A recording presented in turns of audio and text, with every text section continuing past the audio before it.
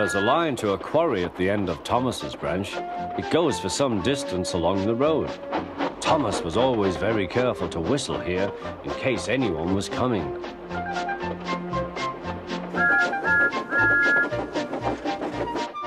Early one morning, a large policeman was sitting close to the line. Thomas liked policemen. He had been a great friend of the constable who had just retired. Peep, peep, he whistled. Good morning. Thomas expected that the new constable would be friendly too, but was sorry to see that he didn't look friendly at all. He was red in the face and very cross. Disgraceful, he spluttered.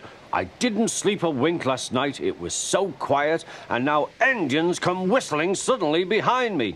I'm sorry, sir, said Thomas. I only said good morning. A policeman pointed to Thomas. Where's your cowcatcher, he asked. But I don't catch cows, sir.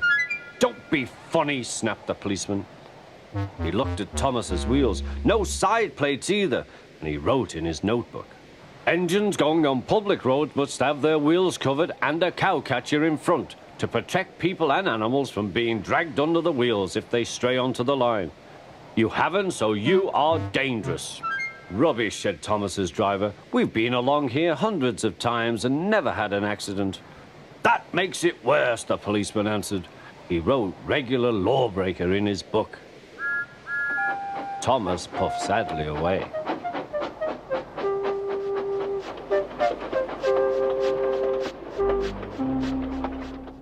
The fat controller was having breakfast. He was eating toast and marmalade. The butler came in. Excuse me, sir, you are wanted on the telephone. Bother that telephone, said the fat controller.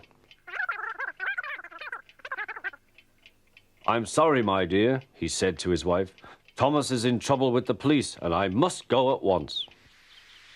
At the station, Thomas's driver told the fat controller what had happened. Dangerous to the public, indeed. We'll see about that. The fat controller spoke to the policeman. But however much he argued with him, it was no good. The law is the law, he said, and we can't change it. The fat controller felt exhausted. I'm sorry, driver, he said. It's no use arguing with policemen. We will have to make those cowcatcher things for Thomas, I suppose. Everyone will laugh, sir, said Thomas. They'll say I look like a tram. The fat controller stirred. Then he laughed.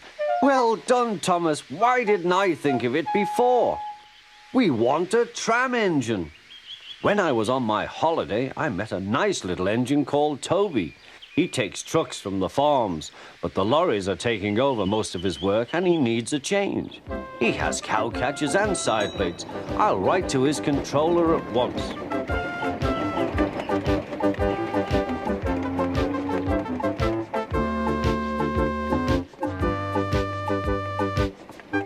A few days later, Toby arrived.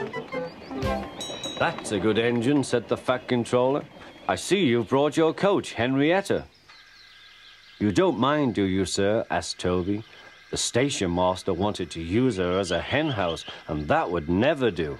No, indeed, said the fat controller. We couldn't allow that.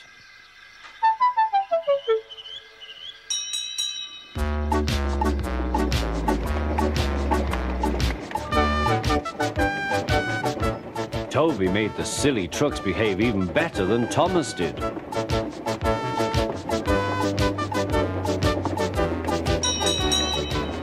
Oi, you!